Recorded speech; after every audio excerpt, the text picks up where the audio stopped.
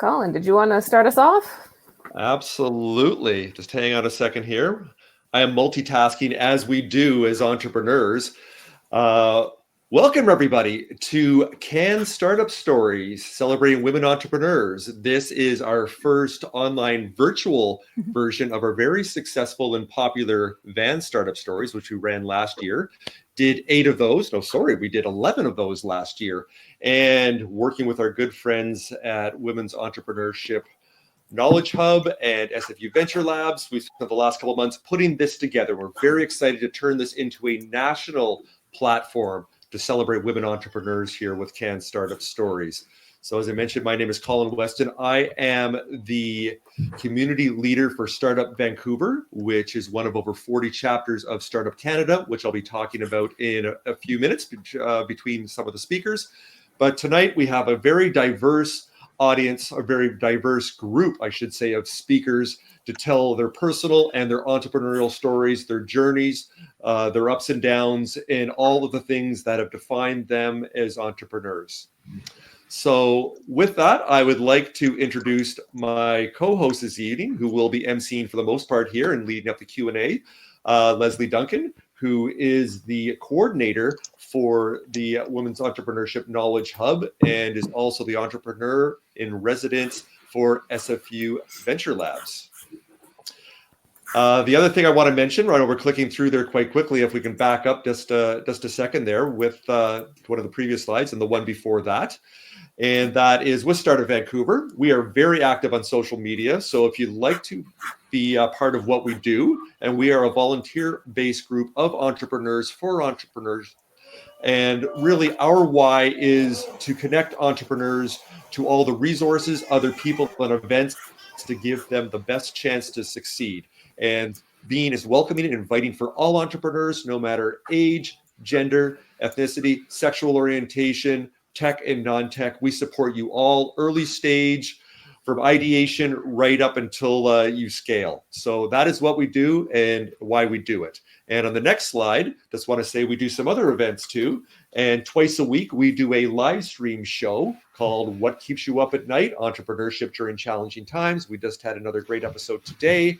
And if during your lunch hour here on the West Coast or at 3:30 back east, please join us for this because it is really energetic and we've had some amazing, energetic and diverse conversations already. And we've done 10 of them and we're just getting started on that.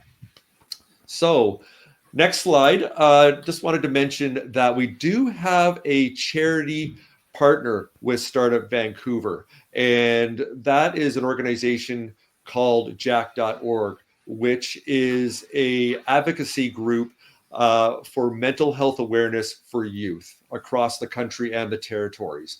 And I thank people that registered on Eventbrite and chose to donate, and we donated and we collected almost $100 today that we will donate to jack.org. So I want to thank you for that because this is really impactful and really meaningful.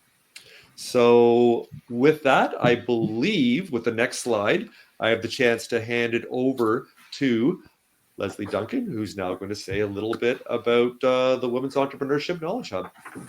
Thank you, Colin. So my name is Lesley Duncan. I'm an executive in residence at SFU VentureLabs and the BC coordinator for the Women's Entrepreneurship Knowledge Hub. And it's my pleasure to be one of your hosts this afternoon and look forward to hearing each of these amazing women tell us their stories of how they've got to where they are and where they're going to be going from here. And we wouldn't be here without the support of the great organizations who are champions for women entrepreneurs. And we'll be chatting about some of them throughout the event. And we'll kick it off with, we had Startup Vancouver and now Women Entrepreneurship Knowledge Hub, which is our presenting sponsor. They're a national initiative and they share research and resources on women entrepreneurs in Canada. So WEKH is made up of 10 regional hubs and operates in both official languages and includes a network of over 250 organizations, reaching more than 100,000 women entrepreneurs across the country. And it's part of the Government of Canada's Women Entrepreneurship Strategy that aims to increase women entrepreneurs' access to financing, talent, networks, and expertise. So what they're hoping is to close the gender gap in entrepreneurship in Canada, which could add $41 to $81 billion to Canada's GDP. So there's a lot of impact in getting women entrepreneurs where they need to be. And so in addition to supporting organizations that directly support women entrepreneurs, WEKH has recently announced a new initiative partnering with Forum for Women Entrepreneurs called the WEKH FWE Sharing Platform. And this is built by SheEO. And Paulina Cameron is going to tell us a little bit more about this. But I wanted to make sure that we mentioned that this is a new initiative directly for women entrepreneurs yourselves to ask and to give and to support the community. And there are going to be webinar orientations for that June 11th and June 18th. And I believe we'll put some links in the chat for you if you're interested in learning more about that. Before we get started with our speakers, a quick overview of how we'll proceed and some of our etiquette. So we want to make this as interactive as we can. So by all means, if you have questions for our presenters while they are talking, put them in the Q&A portion of the chat box, and we will see if we can address a couple of those before we move on to our next speaker. Each person has about 10 to 12 minutes to tell us their story, and then we'll have a couple of minutes for questions. And hopefully at the end, if we have a little bit of extra time, we'll open it up to the panel to answer any other questions that are remaining. So to get us started, I would like to introduce Paulina Cameron, CEO of Forum for Women Entrepreneurs. Paulina creates ripples of impacts with people who care. This is what she does, and she does it well. In her role as CEO of FWE, she leads an ambitious team to educate, mentor, and connect wildly successful women and entrepreneurs across Canada.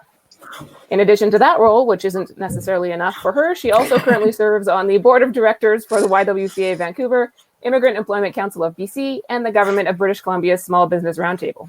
So Paulina, please take it away. Thanks, Lesley. You are so kind. Okay, I'm going to flip my slide. Look, I did it. Slide 1. Okay, let's make sure. Oh, hold on. This went far. Hold on. Let me make sure I can get myself rooted in technology. Okay, hey, everyone. Thank you so much for joining us today. Really grateful to be part of this conversation and grateful for everyone who's tuning in and engage with their time there. Oh, okay, slides just disappeared from, oh, there they are. Okay, great.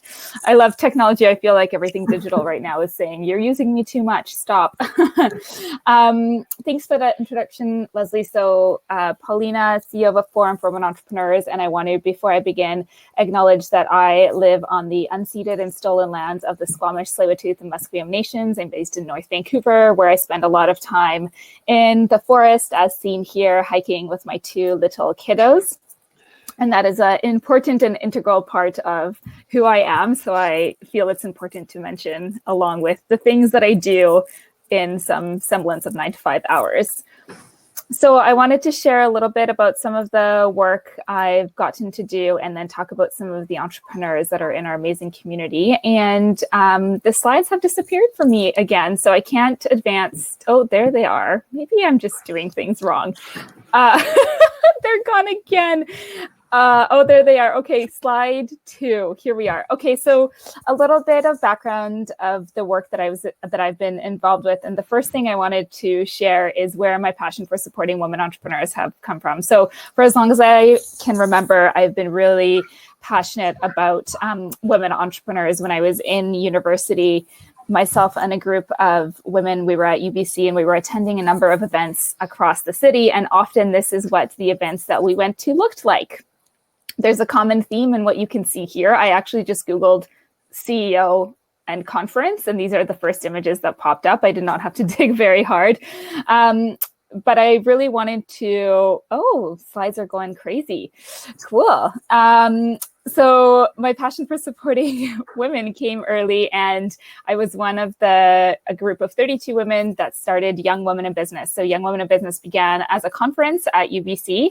It was a 3-day, 300-person event where every single speaker was a female C-suite leader or a female entrepreneur and CEO. And we really wanted to bring the stories of women leaders to the forefront and show that it was possible to have events where we had women at the front of the stage. And so Young Women in Business has continued on and now has numerous chapters across Canada, both at university and at the city levels. And I love that the work of that organization is so dedicated to supporting women that are just graduating out of university or have been in the workplace for a few years and really connecting them around personal and professional development along with new programs that they launch. In my work hat, I have also had the pleasure of working first at KPMG. So I do have a CPA CA as my background, which some people, when they meet me, are surprised that that is my background. And it was a very valuable experience for me in understanding the business side of the world. I then also worked at Futurepreneur Canada, and I see Nikki here in our chat. Hey, Nikki, who is there now? So I had the delight of being the regional director for the BC, Alberta, and Yukon team. Futurepreneur, some of you may know because I know they're great supporters of Startup Canada, is a national organization that provides young entrepreneurs under the age of 40 with startup loans. And I also had a few of my own things that I launched. One of them with my husband actually was Food Folk. This is 4 years ago. For the 4 months of summer, we decided to run a delivery business from Vancouver's farmers market. So we had a lot of friends that wanted to purchase local and purchase from local farmers. And we at the time were working for one of the farms that's based out in Chilliwack, and we're running their stand at the Vancouver Farmers Market. And as a way of bridging the gap between people who wanted to support local but weren't able to get to the farmers market for 4 months, we ran delivery and supporting local food company. And it was really a fun experience and a fun way to dip our toe into it. And we were also really clear for ourselves that we wanted to do it for a period of time. And one of the pieces that I really like to talk with entrepreneurs about is there is this perception that to be a successful entrepreneur, it has to be a certain size or scale or longevity. And I think we have the opportunity, and the times certainly now call for the opportunity of redefining what successful means and looks like.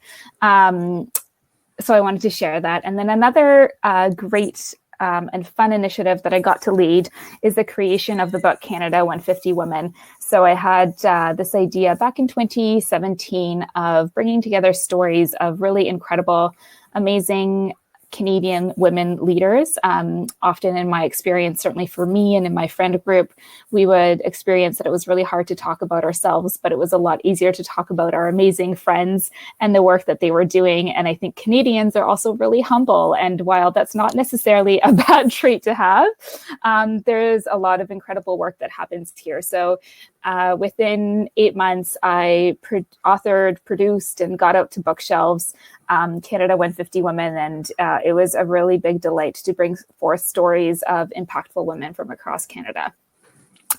As we mentioned at the start, I now get to work and spend my time with women entrepreneurs at the Forum for Women Entrepreneurs. And my slides are gone again, but I'm sure they will pop back up at some point in time.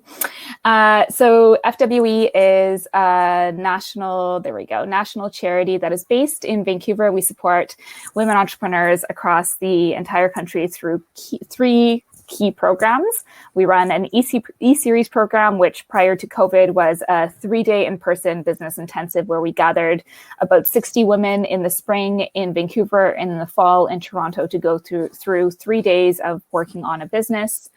We run a mentor program where we match women entrepreneurs with mentors across the country. And we run Pitch for the Purse, which I was so glad to see Julie and our 5th surprise guest, who will be joining us later today, have participated in.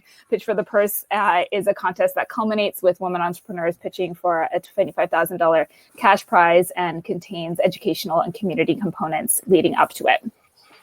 During the time of COVID, we shifted our work to focus on supporting women entrepreneurs to rebuild from resilience and re-examination. And to that effect, we this week have a free program. We're just on day 2 of it. So day 2 of day 5 of our resilience program.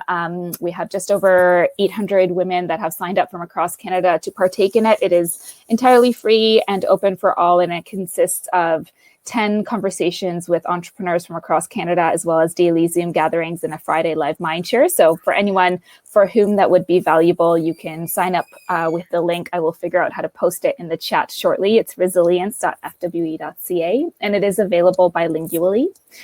And then the second piece I wanted to touch on before I talk about stories of some of our entrepreneurs is the sharing platform that Lesley mentioned at the beginning of the conversation. So in partnership with the Women Entrepreneurship Knowledge Hub and built by CEO, we are hosting a digital place and a digital platform for those who want to support one another with asks and gives that they can share with the community. So the principle is a principle of radical generosity. So we have everything we need within our community to support one another, and all of us have something to offer, as well as all of us can use help and support. And it's so interesting how for some of us asking for help can often feel harder than giving.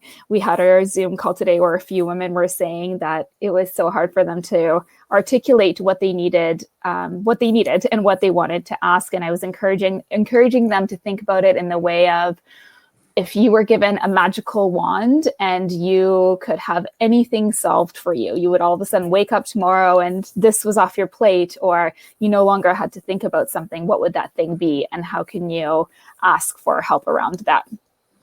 So for anyone who is a self-identifying women entrepreneur, I'd encourage you to sign up in the link. The link is in the chat. It is, again, a free platform, open for engagement, and we're looking forward to diving deeper with community there. So I shared a little bit about myself, and I wanted to spend a few minutes of the remainder of my time bringing forward examples of really amazing women entrepreneurs in our community, and specifically of locally here in Vancouver, Black women-owned businesses. We have a lot of really phenomenal ones, and I don't know about everyone else currently, but this is a topic that's been really on my mind and on my heart and on our teams, and we've really been taking intentional and conscientious thought and consideration around how do we use our platforms and where we have the opportunity to speak about these pieces that matter to us. And so when I was preparing for today, the thing that felt right for me is to share stories and to share examples of some of the businesses I know. This is by no means an exhaustive list. I am certain I have missed some people on here. It's meant to share some of the businesses, some of which our team has loved and engaged with. Some of the women have taken part in our programs, and others are new to us that we're excited to try out. So let me get these slides going. The first one that I wanted to share is Black Women Connect Vancouver, a great local collective organization that brings forward more voices from diverse experiences. And I'll say too, these are all owned and run by women. That was something that felt important because today we are talking about women entrepreneurs. The next is Cicely Blaine. She is a local consultant that works on social justice and anti-racism. Our team has been partaking in the learning that she's been offering online and are committed to further engaging with her work going forward as an organization and as a team. Avocado Toast. I just loved the name of this, first of all. And it feels like such a timely name of it, but it is a beautiful media platform that is based here in Vancouver. It is a print magazine as well as a digital platform that brings forward diverse and thoughtful voices. Black Food Bloggers is a platform run by my good friend Jasmine Lukuku, and she is a food blogger herself. She's actually the first person who taught me about the different flavors of chocolate based on where they come from. If you need a really fun, socially distanced gathering with your friends, I would really encourage you go to a store and pick dark chocolate from like 5 or 8 different regions. Blindfold yourselves, or someone be the designated person to name where they're from, and then taste the differences. I was blown away. I would not have told you beforehand that I thought that dark chocolate had different flavors based on the region, but it really does. And now I know my favorites. And Jasmine uses this platform to bring forward voices of other Black food bloggers. She also runs Please RSVP, which is a local design firm. So a great way to diversify how we participate and vote with our money is to look at who we source from and who we hire. And here are some product and food-based entrepreneurs as well. So Caribou Soaps makes beautiful handmade and all naturally and locally sourced ingredient soaps.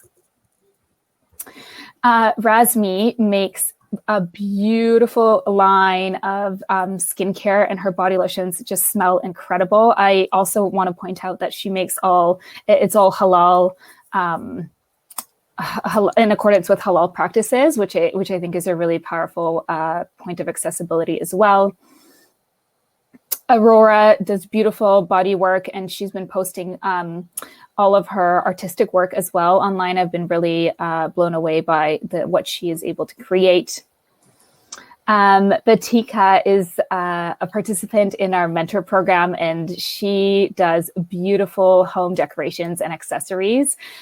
We as a team have a collective board where we just drool over what we would like to purchase for our office, should we ever be in an office again from her.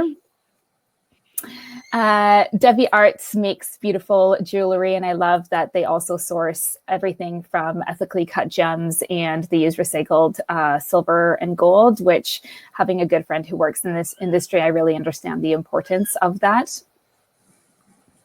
Callie Works is a designer of both clothing and of art, and her work is really stunning. I should have included some more pictures from the rest of their pages, but these are their Instagram pages to make it easy for everyone to follow. Mumgary is, I've now gone through 4 jars over the last couple of weeks. So they make natural, well, so what I ate is chocolate flavored peanut butter directly out of a jar with a spoon. It is absolutely delicious. She has free delivery right now happening in Vancouver, and I felt entirely guilt-free for just dipping my spoon into it over and over. Kula Kitchen has fed myself and my family dinner for many of dinners over the past. They make Afro-vegan food. They're the beautiful stews that come in glass containers that you can freeze and keep in your fridge. Oh, and I'm freezing a little bit here. I have one more story, and this is a platform that I really love going to for. I've been going to Kanye for quotes that really make me think and that really make me pause and take a moment in perspective, which during this period of time has felt really soothing and soothing, and has just let me sit with the thought and perspective.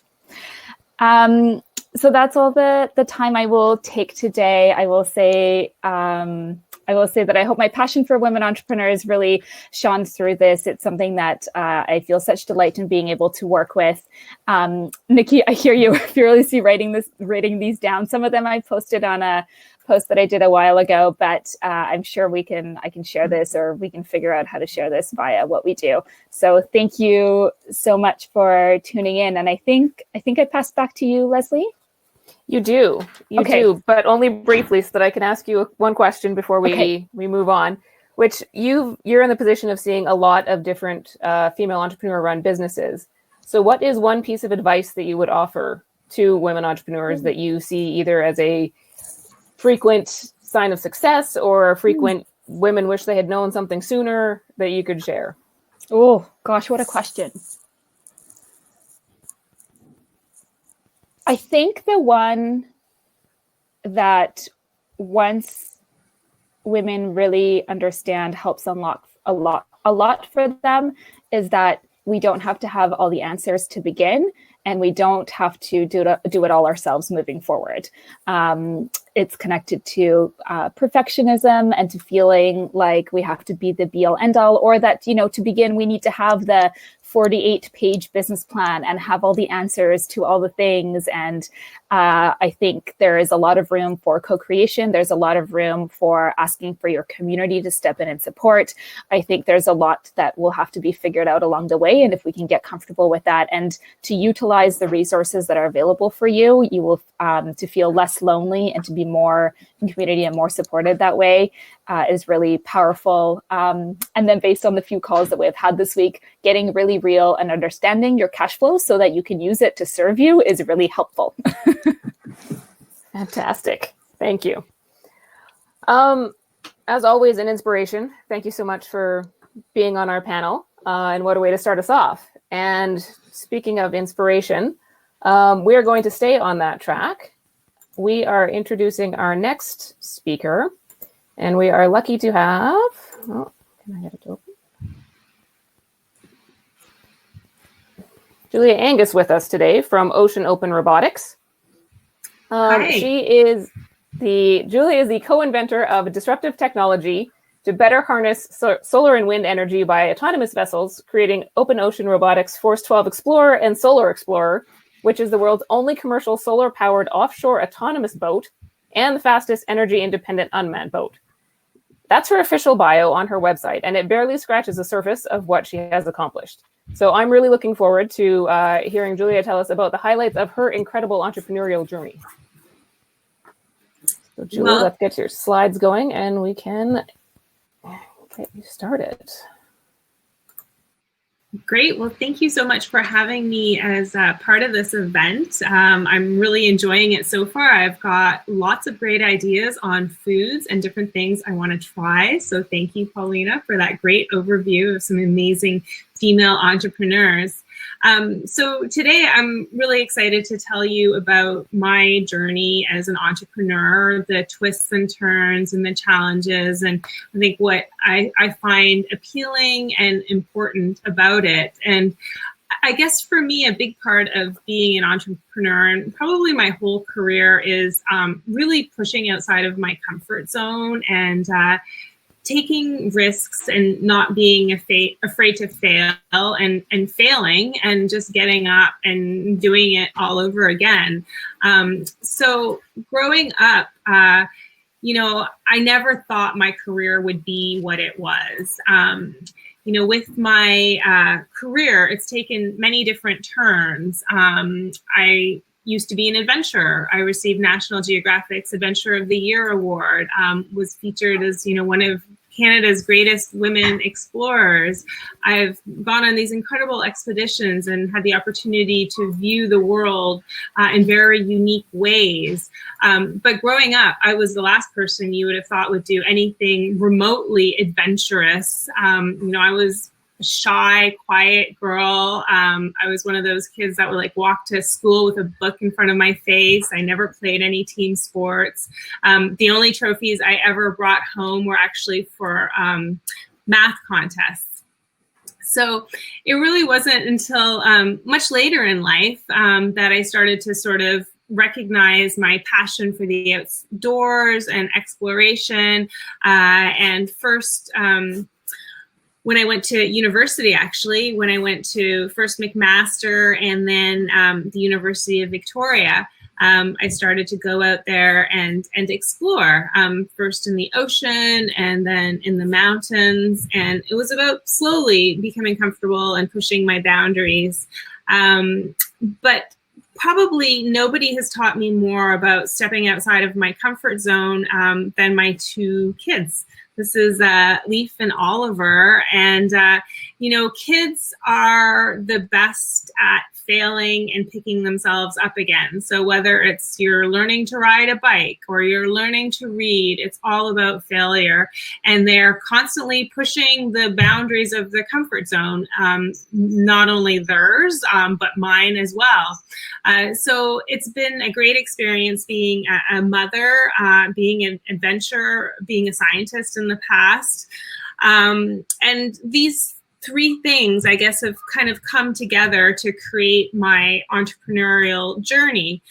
So with my expeditions, they've ranged from rowing across the Atlantic Ocean, being the first woman to row across the complete Atlantic from mainland to mainland, which was 5 months in a rowboat with my fiance, who is now my husband and also a co-founder in the company we have right now, Open Ocean Robotics, to Olive Odyssey, a journey exploring the history of the olive tree, drawing on my background in science. I have a degree in genetics and molecular biology from the University of Victoria, and helping to understand the history of how the domesticated olive tree spread throughout Europe. Which is very interesting because it's actually thousands of years old, and we could take little DNA samples and discovered that it was ancient seafarers, the Phoenicians, that helped bring this tree throughout the Mediterranean. To expeditions, traveling by rowboat and bicycle for 7,000 kilometers, connecting our ancestral homelands. So all the way from the top of Scotland to the middle of Syria, because my father originally came from Syria, my mother from Germany, and Colin's parents were both from Scotland. And so this led to writing a few books, producing a few documentaries, which is probably one of the most enjoyable parts of expeditioning, is getting to share that story. But all of my expeditions have been water-based, and it also made me realize just how poorly understood and observed and protected our oceans are. The stats are that more than 80% of our oceans are unmapped, unobserved, and unexplored. And the reason is that it's very difficult to go out there and collect ocean data. And I know this firsthand. When we rowed across the Atlantic, we were hit by 2 hurricanes. We were in 50-foot seas. It was, incredibly challenging. And those are some of the dangers and challenges people who work out on the ocean face every day. So, we decided to use our background in ocean exploration and also in producing boats. I had a previous company that designed primarily human-powered boats, so rowboats, some sailboats, and use it towards making robot boats, basically. So from rowboats to robot boats. We felt that autonomous boats could really overcome a lot of the challenges associated with ocean data collection. It's much safer. There's nobody on board. It can go out for days at a time, months at a time even. It's completely solar powered, so there's no diesel, no gasoline, there's no emissions, no risk of oil spills, and it collects data 24/7.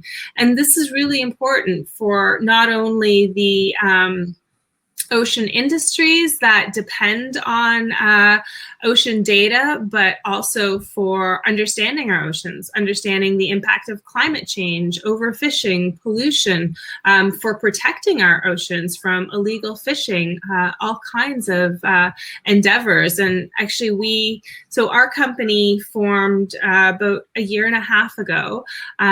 Since we formed, we have raised our pre-seed round, which was oversubscribed. We've also raised quite a bit of non-dilutive funding, primarily through grants and competitions. We were selected as one of the winners in the Impact Canada Challenge, Women in Clean Tech. So that's a 2.5-year program that comes with $800,000 in support and the chance of winning another $1 million.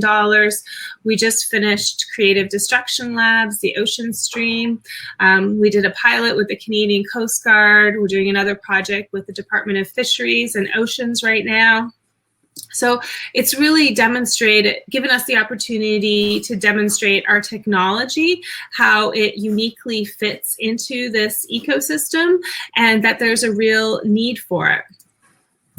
And one of the advantages of autonomous boats is that it's just so easy to deploy. You just put it out into the water, you control it from a control room, and it collects the data that you want. And there are just a lot of opportunities to deploy this technology.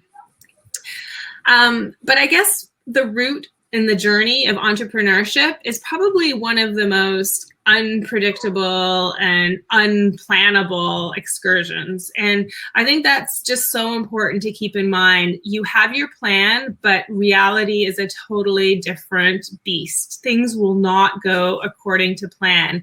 And for me, having a background in exploration and expeditions was really useful, because on an expedition, things never go according to plan either. You're always making things up as you go along, dealing with uncertainty. And the other thing is, you need a team. Like, you really can't do this alone. You have to ask for help. I think, Paulina said that really well. We need the support of others. And with this company so far, we've been really fortunate in having that support from various organizations and communities. But I guess I just wanted to talk a little bit about one key tip that I think is really important. So in terms of working with a team or working with partners, I want to draw from my expeditions. And so this is my husband and co-founder, Colin, and we've spent a lot of time together. So we've built a company. We spent 5 months in a rowboat on the Atlantic Ocean. So we know a fair bit about togetherness. And along the way, we've learned a few lessons about teamwork. So I just thought I'd share my 5 tips about teamwork, which we have since dubbed Julie and Colin's 5 tips to avoid road rage, because as you saw in the previous image, we do a lot of rowing. So number 5, maintain perspective. No matter what you do, and no matter how big and horrible it seems at the time, so often it's really not that bad. And if you just take a step back, take a deep breath, and revisit it later, you'll realize that. Number 4, celebrate successes. Whenever you take on a challenge that is weeks long or even months, it's really hard to keep your team motivated. So it's important to break it down into smaller milestones and to celebrate those successes. Number 3, eat healthy. And I think this is good advice all the time, whether it's peanut butter with chocolate out of a jar or something else. But you need to stay healthy. This is especially true on an expedition, both for your body and your mental health. And I would just like to point out that is not our car with cabbages on the roof rack, cabbages that were so big they didn't fit into the trunk. I'm not quite sure what they used for fertilizer there. Number 2, listen more than you talk. Communication, we all know that's the pillar of a good team, and it's really important to be able to listen to solve any kind of challenges that present themselves. And number 1, don't look for things you don't want to see. So I don't think this one needs any explaining. So for Colin and I, those were kind of the lessons that we have always taken with us. And they've served us well and continue to serve us well. And when we, I'm just going to tell a quick little story about our row across the Atlantic Ocean. So when we first left Lisbon in this rowboat, it was a pretty frightening experience. We're moving away from the safety of land. We know that we're not going to step on shore again until we've rowed across an ocean, but we planned it well. We planned it to reduce the likelihood of encountering a storm, let alone a hurricane. And, we knew what we were doing. But you know what I said about the best laid plans? Well, it just didn't work out that way. So it actually turned out to be not like this, the weather. It turned out to be the worst hurricane season in all of history. So we were hit by 2 hurricanes. The first hurricane came about 2.5 weeks into our expedition in a part of the ocean that's too cold to have a hurricane form. It was the most northern and most eastern hurricane in all of history. And let me tell you, when you're in a rowboat in the middle of the ocean, that is the last news you want to hear. So basically what happens is at first it's really calm, the calm before the storm. Then you get these strange cloud formations, and then you get the waves that start to build, and you kind of row as long as you can, but soon the waves are so big they're crashing over the boat and they're throwing you off your rowing seat, and it becomes too dangerous to row. Even though you're strapped in with a harness, you're scared of injuring yourself or being washed overboard. And so you go inside the cabin, which is kind of like the size of your average kitchen table. It's got thinly padded walls, and you lie in there and you kind of squeeze side to side. It's not quite big enough for you both to lie on your back flat, so one person has to be on their side. And then the storm just started to build outside us, and the waves grew to about 50 feet. So that's the size of a 5-story building. So this is just huge breaking waves, and it's really terrifying inside. You basically roll up one wave and down the other, and you roll up the side of the boat, and it's really hot, and you can't breathe very well, and you have to open this big hatch to let air in because your cabin is airtight and watertight. So it's great, doesn't let the ocean in, but it doesn't let the air in. So you will literally suffocate if you don't open this hatch. So we stayed inside the cabin like that for 3 days, and then the storm passed. And I think that was probably the scariest thing that I've ever done in my life, with good reason. And the thing about going through something like that is that it makes you realize that it is completely natural to be scared. We are programmed to be afraid of things. It gives us that ability to have adrenaline to allow us to respond. And in an emergency situation, that is great. But a lot of times it can also be paralyzing, and being scared is normal. But when it stops us from reaching our goals or taking on challenges or doing the things we want to do, we need to examine why we're scared. And so I think this is really important for everyone to not let fear stop you, to acknowledge it for what it is, and take the necessary steps to be able to use it. And always, when we go through something challenging, we're going to learn from it. So it may not turn out as you want it to, but it'll probably make you stronger for it. So we made it through the hurricane. Lots of great things out on the ocean as well. But it was one of those life-changing experiences, just like everything we do in life is, that help build my ability as an entrepreneur to take on challenges, and made us realize that next time we go across an ocean, we're going to do it in an autonomous boat. And if a hurricane's going to hit, we'll be watching it from the comfort of our control room. So thank you very much for giving me the opportunity to share our story. Thank you so much, Julie. That's absolutely astounding. I have no questions about surviving hurricanes, having no experience doing it. So I'm going to go back to your point number 4, and you suggested that, celebrating success is one of those rules. So how do you celebrate successes? Yeah, so I think celebrating success is really important, just because sometimes we don't give ourselves a pat on the back. It's easy to focus on the negative things that happen, and not the successes. So I think, first of all, acknowledging it, you did this. This is amazing. You're incredible for achieving this. And sometimes it can be reward-based. So, for example, on an expedition, it often is. It's food-based. You've done this. You get to have this celebratory event.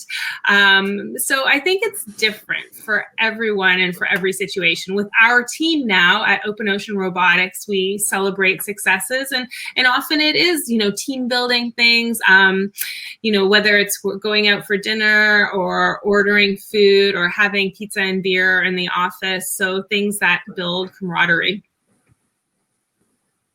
Fantastic. Thank you so much. That wraps up our first batch of speakers. Colin, I would like to turn it over to you to take a moment to thank a few more of our sponsors.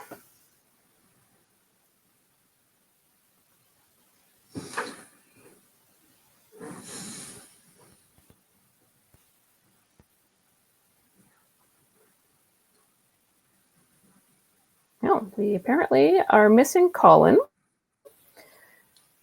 So we will, let's just do this then. So in addition to Startup Vancouver, we also are supported today by Startup Canada. And so this is what's giving us our great reach nationally. So while we don't get to all get together in Vancouver in a room and hear some stories, we do get to get together with people across the country. So Startup Canada is one of our sponsors today and has been helping us with getting the word out about the great work that's being done and today's conversation. So we will potentially come back to this if Colin has specifics that we'd like to address. We're also helped out today by SFU VentureLabs. And so VentureLabs accelerates science and technology-based new ventures. So what we do is help companies who found their product market fit to become profitable, sustainable businesses. We connect entrepreneurs with experienced mentors, relevant programming, and a network of resources focused on tackling the unique challenges and complexities faced by technology innovators when they need them most. So VentureLabs programs and services are tailored to each company's needs to not just grow, but to grow smart. And so I actually have met our next speaker directly through SFU VentureLabs. I have the pleasure of introducing Lee Brighton, who is the president of Virtro Entertainment and is a true champion for inclusion and entrepreneurship. her bio describes her as a futurist, often at the forefront of enabling technology to transform businesses and educational spaces. She is pioneering ways to deliver personalized, emerging competency-based learning that is both engaging and fun to accelerate learning, and is an amazing speaker. I'm thrilled to introduce her today. Take it away. Thank you so much. So some slides are miraculously going to appear and work. So I want to start my talk by passing forward a challenge that I was once given. And that challenge was to create an extraordinary life. And the way the person positioned that challenge was to break up the word extraordinary into the words extraordinary life. And I remember them passing that challenge on to me and saying, you know, are you creating an extraordinary life? And I was like, of course I am. I have a very successful life. Thank you very much. And at that point, I could reel through and start to talk. Whoops, I'm pushing the wrong button here. Let me try this again. So at the time when they said that to me, I was like, yes, I have an extraordinary life. I'm quite successful. I'm doing things. And I started to roll through that. But what they were really getting at was, how am I building my business and building my life? And the more I started to look at what that was, I mean, I was giving them answers. At the time, we'd created a business in 2000, Jordan and I. We had a web CMS. It was a SaaS platform. We had 40 modules. We had thousands of clients. We were winning a ton of awards for female entrepreneur, local business awards, yada, yada, yada, all of the normal stuff. So we considered ourselves to be successful. Yet here was this person challenging me. Are you creating an extraordinary life? So while I'd given them all of that, and I felt successful, it just kept playing in my mind. It was like, what is an extraordinary life? What does that actually mean inside the context? Am I creating an extraordinary life? What would an extraordinary life really mean to me? And the more we talked about it, the more we started to break it down. You know, yeah, it's a great life, but yeah, working 80 hours a week. We have a young family. What does that really look like going forward? How are we going to interact with our kids? How is this what we really had a young family, to be always at work and all of this stuff? So what we did next kind of puzzled everyone around us. We decided that, yeah, it was fun, but we needed to have a bit of a change. And what that change looked like for us was we sold our business. From the time that challenge had been given to me in 2005 to 2007, we sold our business, we sold our house, we sold our cars, we sold everything that connected us to what was normality in most people's mind. And we bought an RV, as you do in America. In fact, this is the fourth one I think we've owned. But we took our kids at that stage. One of them was 2 and one was 7 months old. We headed to America. And for the next 7 or 8 years, we just traveled the world. For 6 months a year, we'd be either in Canada or the US. We'd be living in our RV. For the next 6 months of the year, we'd be down in South America and Europe, wherever we happened to fancy being. Sometimes we went back to Australia, but rarely. We were exploring. We took our kids. Some people joke when I tell them, you know, I think we've been to 46 different states in America, and that's more than most Americans have been to. We've, I think, been to 50 or 60 different national parks. We've taken our kids to Machu Picchu. We've seen extraordinary things. I remember one Christmas we spent with Hill Tribe kids in Peru, and our son had taken his little scooter down there, and you know, he was sharing it, and they couldn't speak the same language, but they were interacting, and it was a very unusual part of our lives, but it was filling that need of what was creating what we thought was extraordinary at the time. By 2010, we went, you know, we need to do something more productive here. This is great, but what else can we be doing? So we created a children's animation show. It's called Snappertoonies. It won a ton of awards, got screened all over Europe. Middle East, parts of Asia. And it was great. It was syndicated on a cable station. It didn't make it to Canada yet because it was deemed too educational, which is somewhat ironic. But, you know, what experience, what background did we have in that? Nothing. But we simply went, you know, how hard can this be to create a TV show? And we Googled it. And from there, we just muddled our way through and figured it out. And I guess it goes back to the previous speakers. You really don't know what the road ahead is, but you just do it anyhow. By 2013, the kids had decided they wanted a home. So they picked Canada. That's why I'm in Canada. My kids picked Canada. One of them loves skiing, one of them loves skating. So Canada it was. And we applied for citizenship. We were Australians. We went, you know, this will be a piece of cake. We'll be in a couple of years. Yeah, it doesn't quite work that way. Waiting. 4.5 years later, we got success. And we were let into Canada as permanent residents in 2017. And at that point, we went, right, time to start another business. What business would that be? So I want to tell you the story as to why we created Virtro. And it actually happened back in 2015. We'd been traveling around Europe. It was a hot day. We were heading down into Croatia. We arrived. Kids went out. They were playing outside.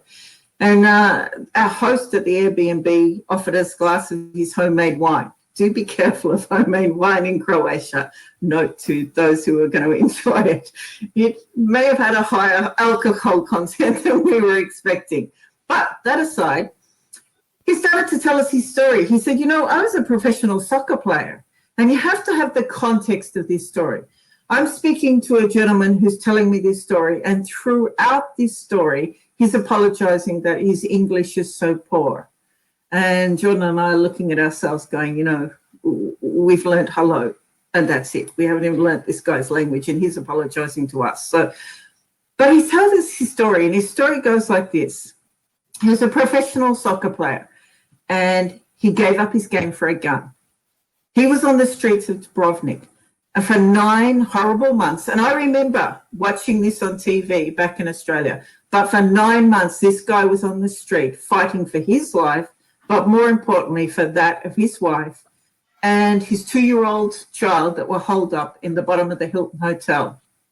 And that story really stuck to us because we traveled the world. We'd had this extraordinary life. And we'd gone to all these places and had all these magical experiences. But inside the magic of those experiences, we didn't have the people's language. So what experience did we have of those countries? Did we really experience their culture? Or did we experience the culture we implied on that experience? You know, we always talk about going to France and, you know, French wine and enjoying the culture, or Italy and immersing ourselves in that magical culture. But, you know, without language, how much of that culture do we really understand? So in 2016, when VR came out, virtual reality, we went to the first hackathon in Washington. It was awesome. Virtual reality was just a game changer. And for us, we'd come from a tech background, we'd come from an animation space, and virtual reality was this collision. And all I could see was, wow, this would make learning so easier, so much more empowering. So I could be simulated, I could really feel the experiences. This is what I need to make. This, and one of our products is to make language learning, speaking, to become proficient speakers in other language by practicing speaking with artificial intelligence characters. So we get rid of all that emotion and that anxiety.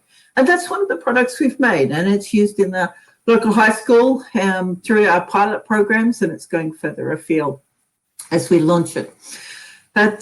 And we've moved on from there to do other competency training using this type of technology. But at the core of it has, and what is everything we do? And it's built on this fact that we have this guiding thing, is, are we creating an extraordinary life if we make this?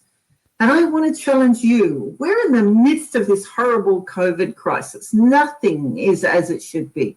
Everything's tumultuous. And it's really, really easy to lose your way. Which way do we swing? Everyone's talking about pivoting. What the hell is pivoting? It's changing, throwing out all the work that you've done, all the plans that you've done, and doing something different. I don't know what it means and I don't have the answers. But what I do have is something that guides our decisions. And that's, are we creating an extraordinary life? Because at the end of the day, I do know one thing, and that's I get one life to live. So it may as well be extraordinary. So I want to pass forward that challenge to all of you on the call. Yeah, things are a mess out there. But at the end of the day, whatever decisions, choices, directions that you go, make sure you're making yourself an extraordinary life. Thank you. Thank you so much, Lee. There's so much. So you had somebody who gave you that challenge of the extraordinary life. Have you had somebody who's been a champion who's really helped you do that? Has there been a story or a action that somebody's done that's really sort of taken you to that next level or helped you get there? A series of people. As you go out, you meet amazing people. I mean, I'd never met Julia, the lady before, who's rowed a boat across the bloody Atlantic. I mean, you know, that's close to my mind to insanity. But geez, that's an extraordinary life. And it doesn't have to be that big and that bold. It can be creating an extraordinary life within your local community. I mean, I use my life as an example because that's the only example I have, my life. But I meet amazing people that are doing phenomenal things, where they're giving in their community, where they're doing things to help other people, where they're creating really people that are overcoming obstacles that I can only begin to imagine. And I go, wow, that's an extraordinary life. And it's not people that are, you know, like, they're not going out of their way to showcase it. Their life isn't up in lights. These are people who are living the best of their lives that they can. And I guess that's what I want to pass forward. Because right now, things are interesting, and I think we all need a bit of a different look on some way to get motivated. And so I hope this might help someone. Thank you. I think it can't help but do that. And we have a little bit of time, so I want to ask you one of the same questions that I asked Julia in theme with the celebrating women entrepreneur. How do you celebrate success? You've had a lot of them. You've had a lot of awards. You've had a lot of changes. What is there something? Do you have a tradition? Do you have a? Not enough. We do not celebrate enough. There's never enough wine in this house. No, on a more serious note, I don't know what that is. I mean, we reward ourselves in different ways, I guess, but you know, sometimes it's as simple as going, yes. And other times it can be on something, you know, bigger or broader. We still have things that we want to do. You know, COVID has put a disruptor in most people's lives, but I hope that we can all find pathways forward from that and find little things that we can celebrate in what we do and where things take us going forward. Fantastic. Astounding. Okay. And we're not even done yet. So we are going to hope Lee can stick around with us until the end in case we have more questions for her. And we are going to jump to our next speaker. Anna Chan is the founder of myMomentum. And I think we have an introductory slide for her. Let's just see. Here we are. So Anna is described as passionate, energetic, and people-oriented. She loves to inspire, encourage, and motivate people to move closer to their goals, whether it be in health and fitness, wellness, or life in general. Anna is your classic definition of a jack of all trades. She has worked in multiple industries worldwide, covering the full spectrum of business development functions and what it takes to launch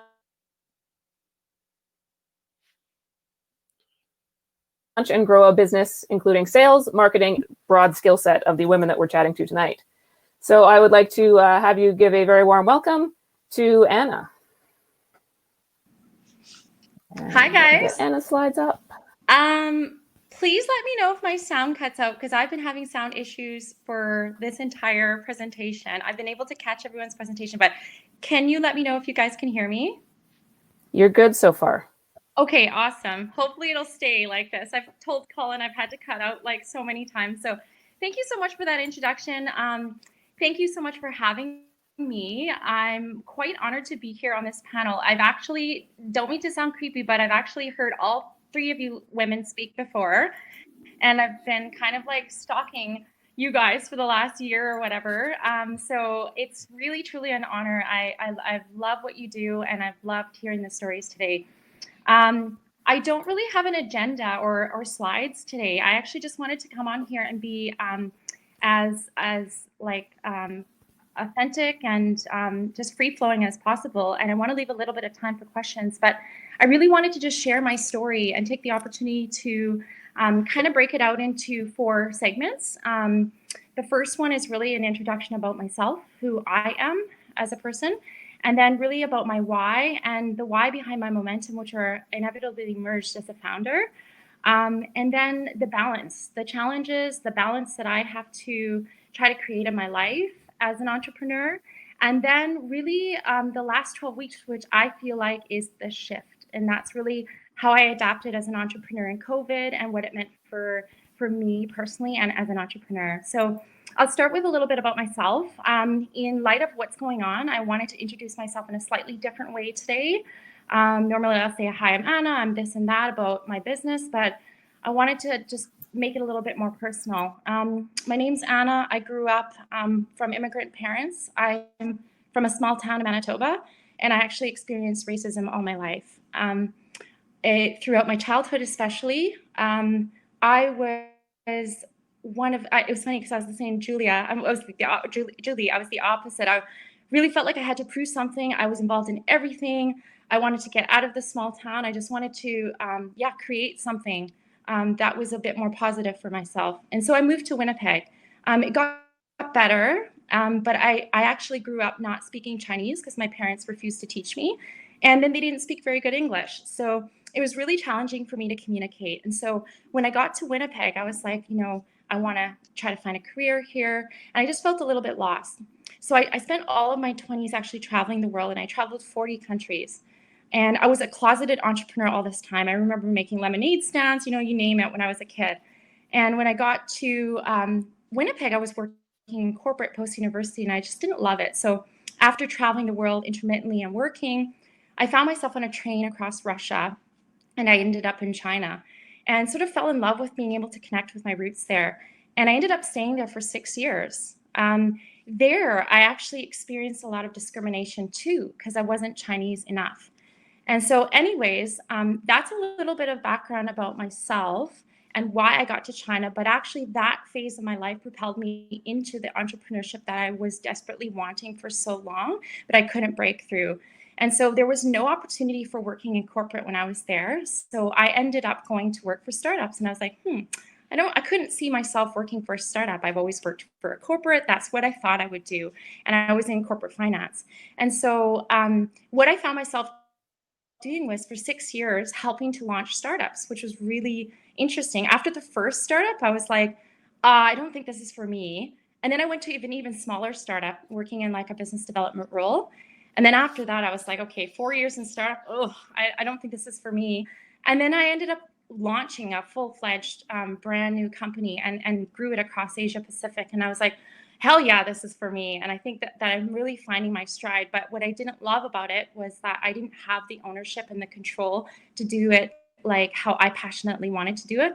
And also wasn't in my, subject matter of where I really wanted to be and what I really felt passionate about. So that's a little bit about me and like my background and what brought me to China in the first place. And I didn't really know why I was there at first, but I think that over time, it really showed me that the 6 years there allowed me to experience startup and really fall into a place where I felt like I could finally break free and I found my stride. Actually, the last stage of work experience there, I really burnt out. So it was my 6th year and I just hit a wall. I was unhealthy in every respect, burnt out like crazy. I had these massive expectations, and people have these massive expectations on China alone. And it was just too much. It was just so overwhelming. I got to a point where I also felt that I wanted to have a family, and I just could not fathom how I was going to manage all of that. So I made the decision to actually come home, and my husband and I decided to leave our life behind from China. So after connecting with my roots there, I came to Vancouver, which I'm not from, again, from Manitoba. So it was really interesting coming here.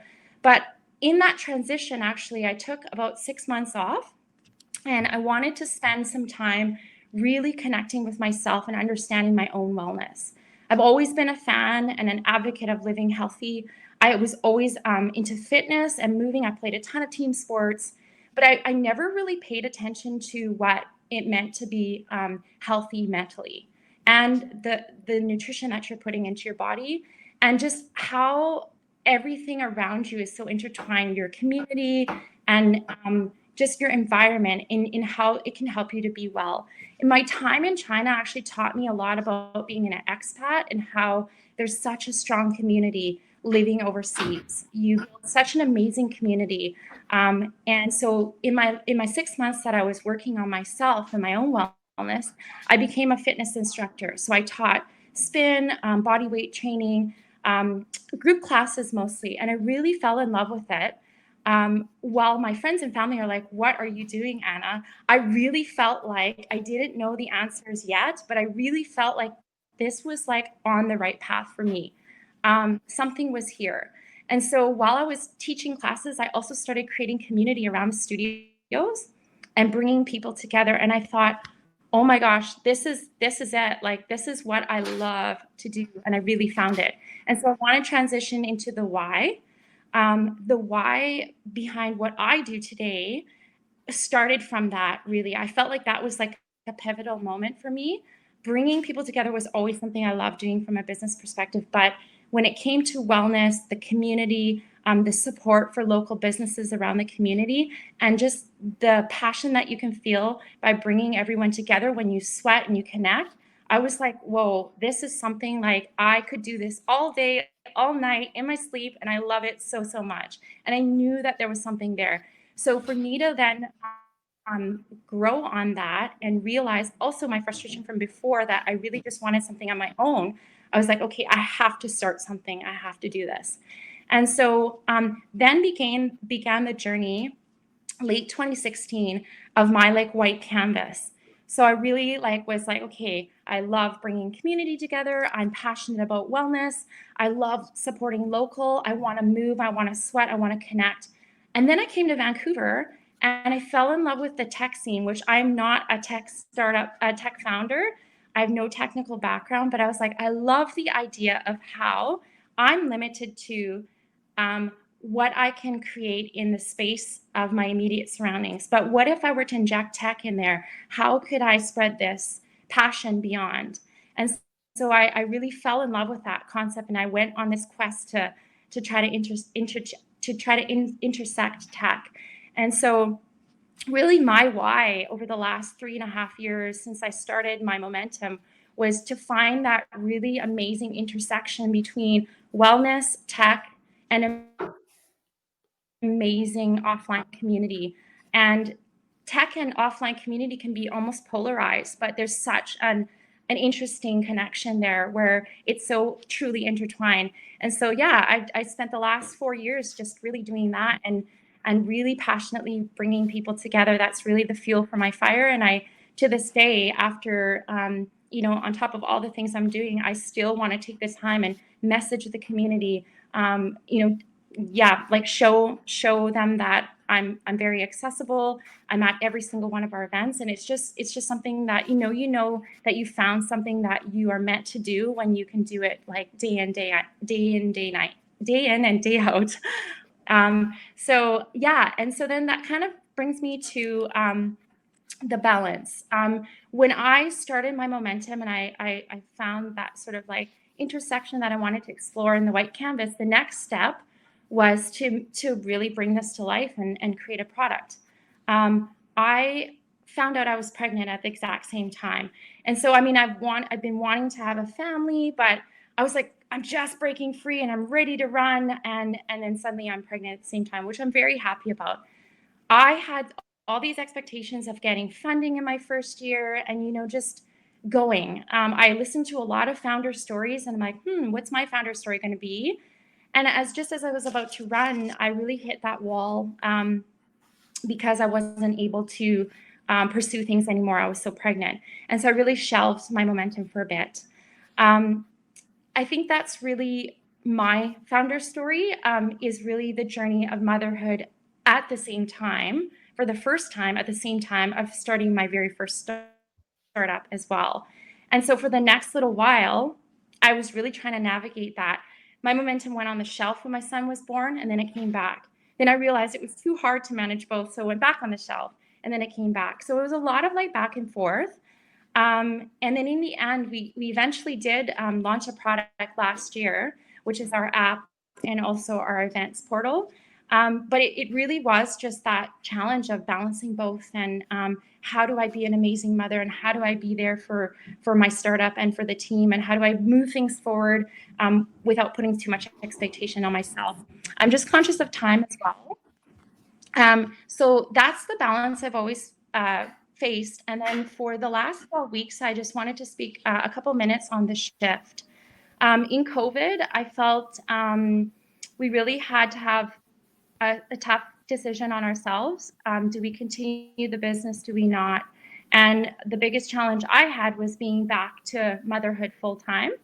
And so for the last 12 weeks, I made a decision and a commitment to my team and the community to do both. And so what that meant was I was mama by day and entrepreneur by night. And so I did actually work from 5 p.m. till midnight or 2 a.m. and then, repeat day in, day out. I also, to make the business work, I ended up probably to this day doing 500 deliveries in person, because we have like little swag bags. We've now launched the M box. So it's a product that we want to deliver out to the community. And I just said, you know what, I'm going to do that. And so it's really been this interesting moment of my life, the last 12 weeks, especially as an entrepreneur, where I was like, okay, I've always listened to other founder stories. And I think I finally am living mine now, aside from being a mom as well. But I was like, okay, these moments where I'm in my car for like 5 hours, I think I'm going to remember this and be like, that either made or broke us. I'm not sure, but I just spent a lot of time in my car. So that's a little bit about me, my journey as an entrepreneur. I don't know how much time I have left over, but I do want to leave a little bit of time for any questions anyone has. You do have a couple more minutes if you wanted to say anything else, or we can get to questions. Okay, yeah, I was like, okay, I'll have to rush the end there just in case. I'll speak a little bit more on COVID then, because obviously that's a huge transition and it's fresh in our minds as we're just kind of coming out. Yeah, from an entrepreneurial perspective, I would say there was 3 big moments in my journey where it was really like, okay, I don't see how I'm going to continue going on. I mean, from an entrepreneurial perspective, we were going to face so many challenges, but I think there were 3 that were like, wow, I'm not sure if we can really overcome these. One was when my son was born, and it really hit me, like, I don't know if I can do this. 2, when we launched a fundraising campaign last fall, and it just didn't go that well. And I was really down for about a week, and I'm like, wow, I don't know if I'll ever get funding. I don't think I'll be able to go on, and really dug deep, and we made it through that. And then COVID hit, and it was like, wow, I really don't know how we're going to go on with this. And I think it's just one of those things, a message that I want to say to anyone that's an entrepreneur or like just starting out or thinking about pursuing. You're going to have so many times where you really truly feel like you can't go on, and you'd be amazed at how you can really just dig deep and innovate and continue to pivot. And I don't really love the word pivot. It's really adapt to those new situations. Awesome. Thank you. We have one audience question, which I will ask first, which is, knowing all of that and knowing of your journey, if you could go back in time and do or undo one thing, what would it be? Yeah, I mean, great question. I think for me, it's the expectation in the first year. that was pretty challenging. So I think we have all these expectations of ourselves. Maybe you heard a story about the entrepreneur journey could look like this, or it should look like this. And I had a lot of those because I'm like, hey, I'm going to break free. I'm going to be an entrepreneur now. My journey is going to look like this. I'm going to get funding. I'm going to do this. I'm going to do that. And I really sat heavy on those expectations. And when I let it go, when I let those expectations go, things started to move and free flowing. And really now, to this day, I really try never to, it's not that you don't have expectations, but your story is always going to be so unique and different. Everyone's going to have a different story.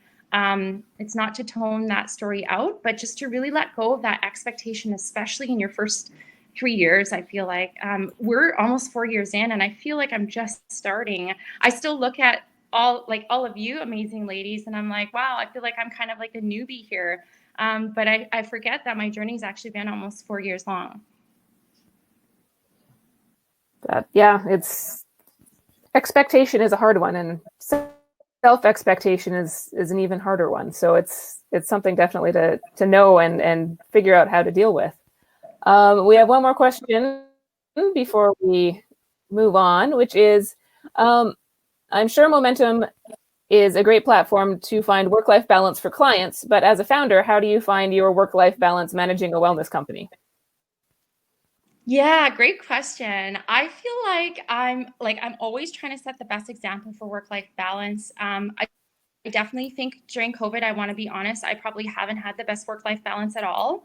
It's been really challenging to balance everything, but normally I really do try to block off time. I try to leave my weekends super sacred for family or personal.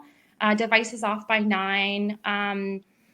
Just really moving, making sure you're moving, eating well as you can. And it's really about small incremental choices. And that's what myMomentum is all about too.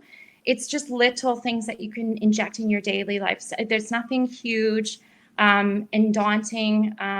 Really, it's just consciously making a small decision to get a little bit more balanced or a little bit more time for yourself for the day. Fantastic. Thank you so much, Anna, for sharing your story with us. Colin, can I turn it back to you? Can you hear me? Can you see me now? Am I back? I can hear you and I can see you, and you are definitely here. I think that may have been self-inflicted with having way too many browsers and tabs open before. So I think that's on me earlier when you lost me there, but I'm back. Fantastic. I did want, if I could just rewind the tape for a minute to enhance some of the nice things you said about Startup Canada earlier there, Lesley. And I don't know if we can get that slide back up on screen there, but the programs that we have at a national level, Startup Canada being that voice of the over 3.5 million entrepreneurs. And our why is just that, is to connect entrepreneurs with each other and resources, and especially women. So you can see in that slide there, we have different initiatives and resources, including the Thrive podcast, which celebrates women entrepreneurs. I know quite a few people on this call, this live stream today, have been guests on there already. Also, we have our annual awards, which are now called the Canny Awards, which were the Startup Canada Awards. And last week we had the regional awards for British Columbia, and we had the Women Entrepreneur of the Year for BC on our live stream show today, who was Kellyanne Woods, and she's super awesome. So we had her on there too. And the next one, the Prairie Awards, you can see on there, is coming up later this week. So there's going to be 5 of those, and that all culminates, which most likely in October will be an online event, not an in-person event, for the national awards. I do know it's not up on screen there with what we have there with the website, which is startupcan.ca. But with Startup Canada, we are pushing out even more other initiatives and funding for female women entrepreneurs. So please look at those resources there also. So I wanted to segue in between speakers here with a couple of community announcements that we have, talking about resources and opportunities for women entrepreneurs.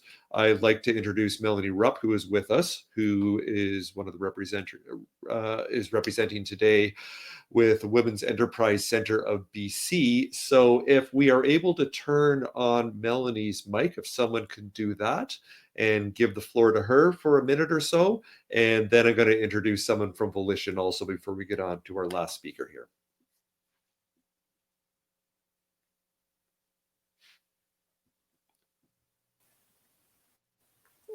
Melanie, you should be good to go.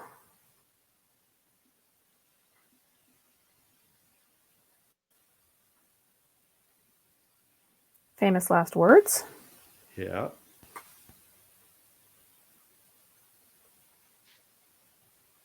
I just saw Melanie in chat a minute ago.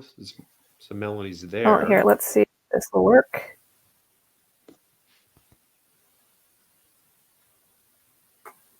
All right, Melanie, you may need to enable your mic.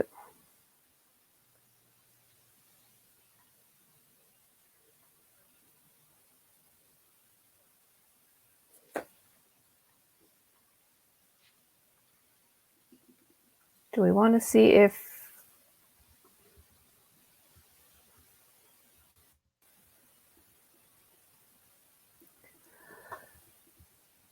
Do we want to see if we can skip ahead to Volition and see if we can get Melanie's audio sorted out in the meantime?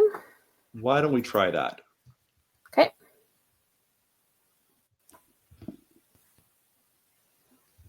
All right, so we can go to the next slide. So hopefully Isabel Nolan is on with us, because we do have Women's Pitch Night coming up, the virtual event, and we partnered with Volition for the last 2 years. They're doing amazing work. They have really, I don't use the pivot word also, they've reimagined their business model and their way to engage with an audience, and have done a great job of that. So if you can open up the mic for Isabel, if she's on there. If Isabel's not, oh, Isabel's there. I see she's, and Paul said she is. So if you can give Isabel the mic, and she can say a few words about all the good things that Volition is doing to support women entrepreneurs, especially with their Women's Pitch Night event.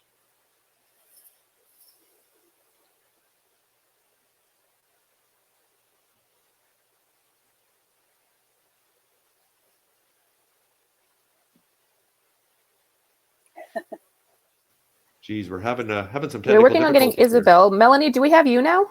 I'm here now. Can you hear me? Can you hear me? All right. Okay, we have Melanie now. Melanie? Yes. All right. Let's Okay, flip the great. slide back and let's go with Women's Enterprise Center first, and then we'll get Isabel on. Here we go. Thank Melanie, you go for it. Thank you so much, Lesley and Colin. This has just been a wonderful presentation, and I'm glad that it's being recorded that others can hear it in future. I'm proud to be with Women's Enterprise Center, and this year we're celebrating 25 years. You can see on the screen the various programs that we do.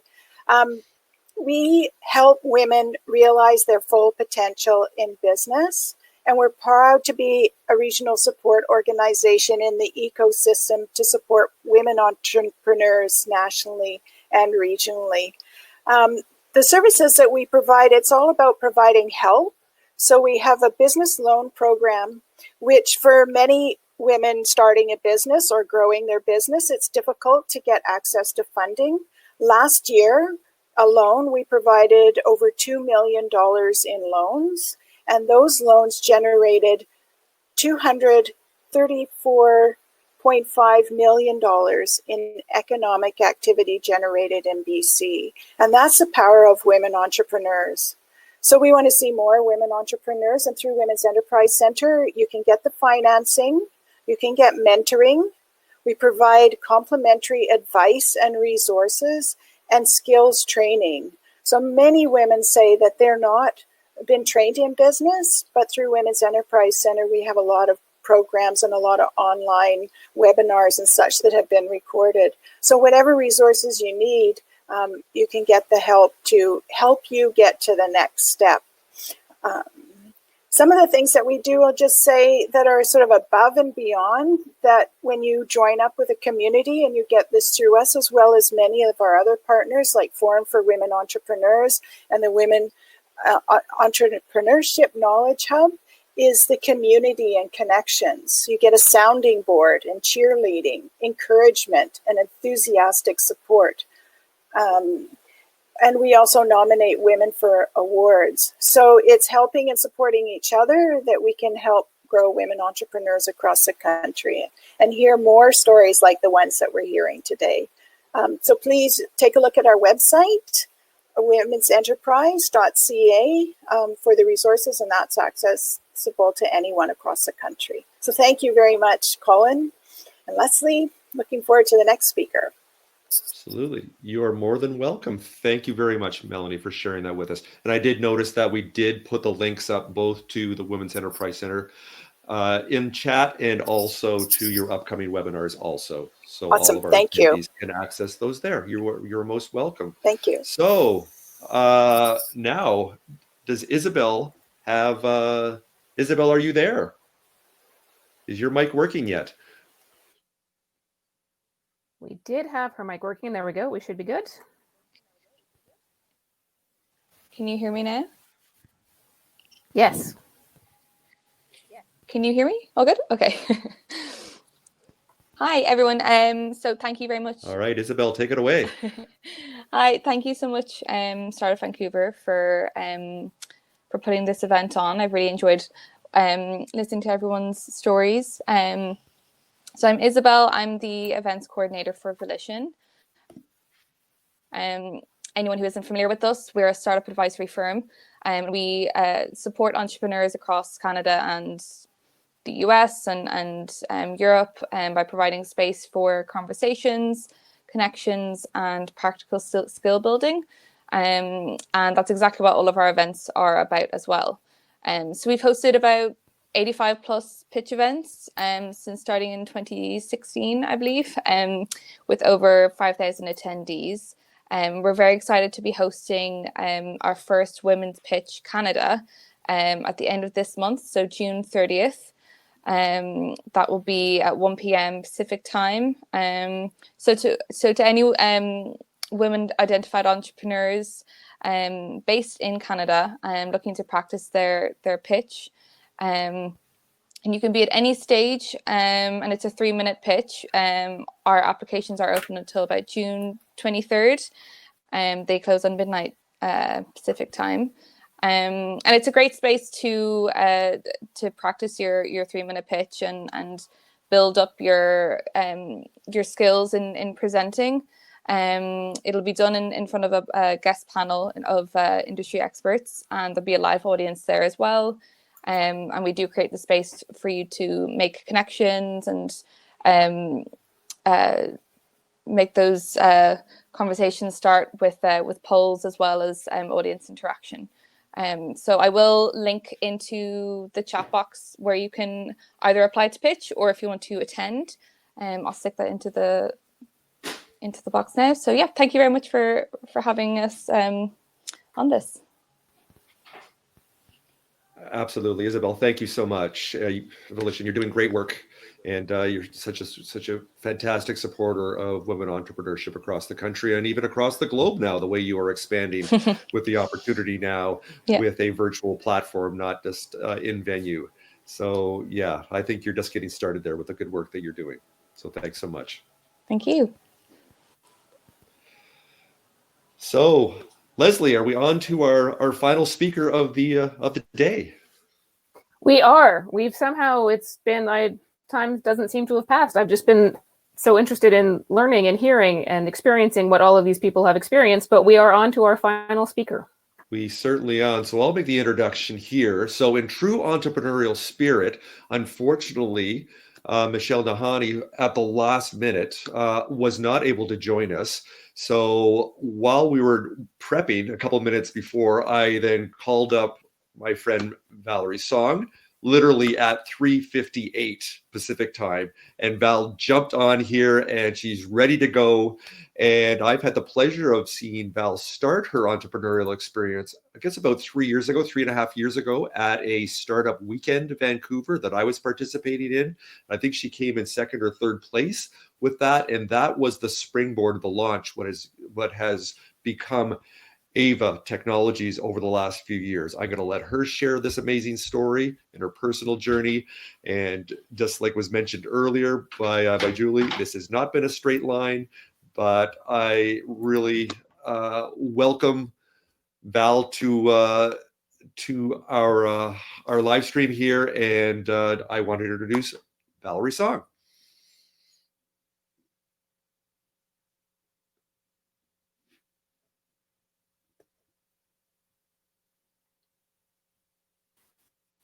Now, Lesley, I know that Val didn't have her camera on before. Val, you are there? Yes? She's got her camera, and we have a green microphone, but don't seem to be able to hear her. So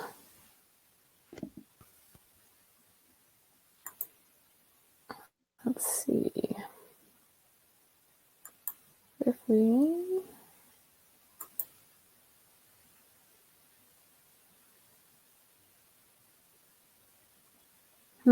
Oh, wait, we might be getting there. We now have a mic. It's not green, but we have one, and we didn't have one before. All right, we're getting there. I don't know what the final numbers are, but I think we have over 150 people on this live stream. So that alone may be a good problem to have, that our bandwidth is getting stretched here with having so many people engaged here today. And thank you all for attending. This has been incredibly impactful.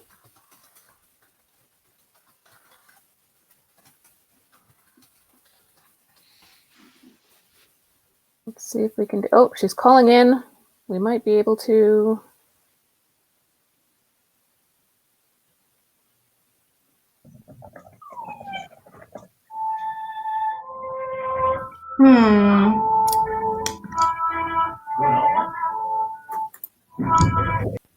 I have to say, the SFU VentureLabs team behind now the we can hear scenes you. and you, Lesley, have done an amazing job. We have a phone and a mic, so... Sorry about that. Can you still hear me now? Yes, I believe so.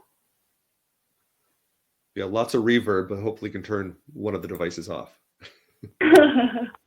Okay, well, I have muted my other computer, so let me know if that works. But I know I have been joining a little bit late. We'll try to get through it.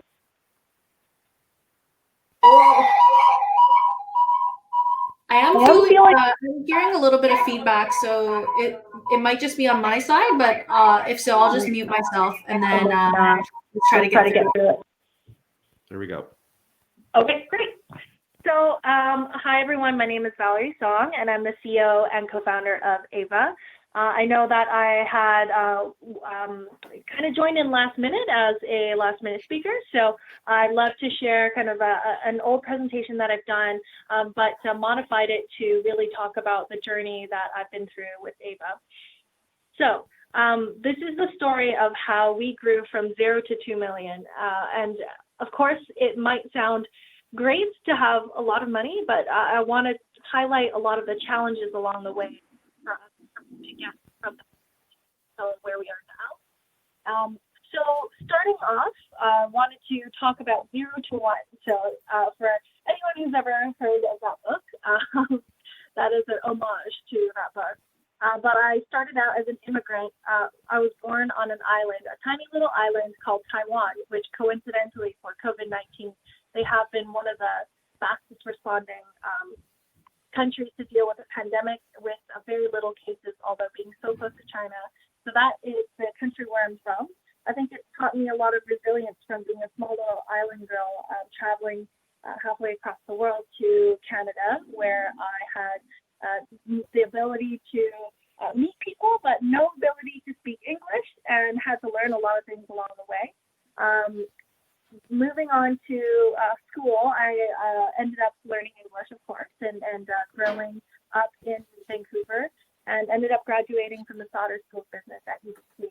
At that time, I think I was very ingrained in the culture of business school, really trying to go for Fortune 500 companies, work for large companies that had a lot of funding, that looked good on a resume. But at that time, I didn't really think about, what kind of values do I really want to follow for a company that I worked for? So I worked at a company called Nature's Path Organic Foods. Some of you may have heard of that company before. They're a lovely organization run by a few generations, the same family.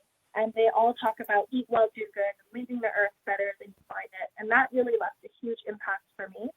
And then I went on to work for a beer company, which was really interesting and quite a fun experience. But at the same time, it really taught me that I needed to work for a company that I really believed in the values of, and beer just wasn't doing that for me. So I actually quit my job right after my birthday, and I had taken a few days off for my birthday. And I had that day just really wanted to sketch out what my future could look like and what I wanted to leave the world with.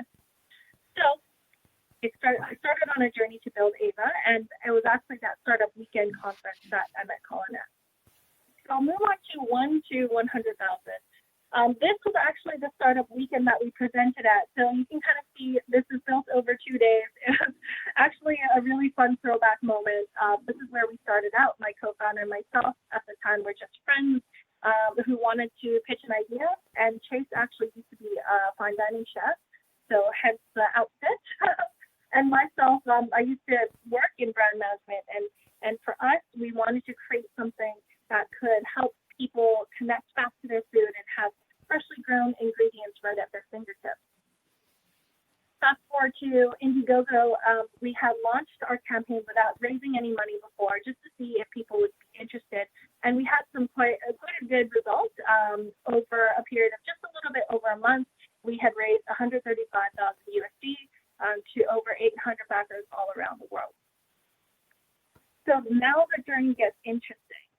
And I think it's really cool how full circle everything comes together with, as we have pitched at many events that were hosted by people in this call. And I wanted to start out by highlighting the challenges that female founders face. So, and I think these female founder statistics have gotten a little bit better since I last presented, but not quite that much, not that instrumental either. So the number of startups who have a female founder are at about 17%. Ethnic diversity in startup founding teams are primarily white and a little bit of Asian and Black. And then when it comes to VC funding invested in companies that are female-led and male-led, only 2.2% of funding went to female-led companies. So there are a lot of stats already stacked against us when it comes to fundraising money. And it also takes a lot of time and money to just invest in building those metrics to get investors interested in putting money into your company. So with all that being said, this is kind of the fun part about the Vancouver ecosystem and how grateful we are to be in this ecosystem, where we actually had pitched at Pitch for the Purse, which is held by Forum for Women Entrepreneurs. And we also had the Small Business VC Awards. And both of these events actually gave us the incredible opportunity to be recognized for our innovation and for our hard work.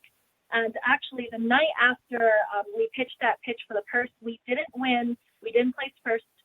And at that time, I thought that our company was going to go bankrupt. We literally had, less than a few $100s in our bank, and we thought that prize money was going to keep us going. But that night, we were offered $1 million from one of the judges. And the next morning, our investors today actually offered us $2 million, because they said, your journey is important. $2 million is going to be what you need. $1 million is not going to be enough. So that was kind of an incredible moment where someone actually validated our business, that we had somewhere to go. And the support we had from the community, even in the toughest times, was so critical in getting us to understand, it's never the end of the tunnel. There's always opportunity, and to reach out to your network, and you might not know what could happen and what you could benefit from that experience. So $2 million later, we have built our company. You can kind of see how the product and the branding have progressed to where we are today. Again, my co-founder and I had no backgrounds in plant science. We had no backgrounds in building electronics. So we learned a lot of this and made mistakes along the way. But now we are tackling the problem of a lot of modern-day millennials who really want to keep their plants alive, but might not have the time, space, or knowledge. And we want to manage this expectation versus reality of plant ownership, where you don't just have dead plants, but you can keep your plants thriving all year round. And we do that by automating the indoor gardening experience, so you can have fruits and vegetables grown automatically throughout the year. So this is actually from a very recent photo shoot just last week, but this is how it works. You can scan in a pod pack, and we have these recipes that we store based on how the plants need lighting and watering, and you plant in this little pod in the middle, kind of like a carrot for gardening, so it has nutrient seeds already loaded in the pod, and then you put that in the device, add water, and that's pretty much it. Some of the cool technologies that we've worked on include this time-lapse camera that took a lot of pain and headache and that we're still improving on today, that can actually recognize what plants are growing, the stage they're in, and make adjustments based on how far it's grown. We have a patent pending lighting system as well that can actually adapt the white, red, and blue spectrum. So basically mimicking what the sun does throughout the day so that your plants actually have a more focused and optimized growing experience so that the yield and the growth speed can actually be much faster. And finally, we've also built a watering technology that is actually a modular technology. So we can actually have water added maybe once every 3 to 4 weeks, and we pump the water and circulate the water and mix in some oxygenation in there so that you never have to worry about adding water every few days. We also care a lot about sustainability. So from every step that we think about designing packaging to designing our products, we have chosen materials that actually are backyard compostable. And that was something that was really important to us as we selected all the materials that went into building what we built today. And to date, we have over 15 awards picked up by media around the world. We've attended, as I mentioned, Pitch for the Purge CEO. We're on the local emerging rocket and the food list as well. And some other international competitions as well that we pitched at, such as South by Southwest, which actually was canceled this year, unfortunately. But we were on TechCrunch Disrupt as well as pitching at CES. So this is just another highlight reel. And I think this is an interesting time. COVID-19 has been challenging for many, many businesses. For indoor gardening, it has been quite an exciting time in terms of the market is booming. People are looking for growing indoors. But there's also a big challenge when it comes to our business itself and many other businesses, which comes to supply chain. So our supply chain has been heavily impacted. We were supposed to ship out 400 units a few months ago, and we actually had to bring a lot of the production in-house in our own small little gas town office because of COVID-19 and social distancing. So we didn't have enough supply to meet all the demand. But we're slowly coming out of that, and that's another reminder of how resiliency and adapting to the current day environment, how important that is to keep your business going and to really pivot when hard times come. So happy to share, this was actually the first site we delivered throughout COVID-19. We're trying to maintain a 2-meter distance, but it was one of those moments where we really had looked back and reflected on the journey that we had to take to get to this point. It was quite incredible to have that experience. So here finally are some of my tips and tricks on how you can get growing today. And the first one is to get to know quickly. I think this was one of the fundamental differences that I learned from a corporate world versus a startup world. So you might have seen something like this before, but the startup world is all about having your idea, but not being stuck to that idea. You want to test and break that idea as soon as you can, and you keep pivoting and repeating that process until you have found something that sticks. And when you know that that sticks, and you've had so many no's and got to that yes, then that's when you know that that is something worth developing and growing. Reach for the stars. So this graphic is a graphic that I look at a lot to remind myself to not be disappointed in failure, not to kind of be let down by things that have come to our way. We've almost been bankrupt so many times, but we end up, through perseverance, through asking, through being vulnerable and sharing with our network. People reach out and help, and there's always a way to get through it. So I think this has been a really big experience for me. And own your ikigai. For those of you who aren't Japanese, ikigai is kind of like that intersection between passion, your mission, profession, vocation, the thing that you're really good at and what you love to do that you should be doing and focusing your time on. And I think it's important to map out what your most passionate are, leading from those values and creating the story and your that really resonates with the rest of everything you do, whether it's recruiting a fantastic team to growing a company that is going to benefit the world. And finally, work with purpose. When I say working with purpose, this is with regards to understanding what your purpose is and building that into everything that you do, whether it's using that as a moral compass when you're making decisions on what vendors to work with, what investors to work with, and even when you're looking at your team and how to develop your team. Finally, when it comes to purpose, we ask all of our team members, including ourselves, to volunteer and give back. I had written this startup survival guide on Medium to provide any other businesses that were facing challenges when it comes to COVID-19 and wanted some way to navigate these challenges. There are some free resources here that include, what to look for in terms of funding, any updates on salary grants and things like that. So I hope that's useful for you. But I'll wrap it up here and say thank you so much for listening to my story. I'm happy to answer any questions, and don't worry about the COVID-19 pandemic. I think, there is always an upside, and things will get better from here if we all work together and help each other out. Thank you so much for your time. Wow, Val, you just jumped in there like a superstar there with all of 2 minutes notice, and you delivered that. Thank you so much for that inspirational and impactful story of your life and your entrepreneurial journey here. I had one quick question to ask you, and then I want to turn it over to Lesley to see if she has any questions, and also to see if the audience has any also. Getting back to this theme of harmony and self-care, how have you managed to balance the best you can over the last 4 years, and especially the last 13 weeks? How have you been able to take care of yourself, both physically and mentally, when things are changing so quickly for you in the business? Yeah, that is a fantastic question. And to be honest, that is something that I really struggled with. And I think as entrepreneurs, and especially as CEOs, we tend to want to share only the best things. And that's something that I really realized about myself. So step one was becoming more vulnerable and sharing more of the things that weren't going so well, and having a trusted network that I could share those things with, instead of, you can't always talk to your investors or your employees when things aren't going well. So building that trusted network and being more vulnerable really helped me to open up and find more balance.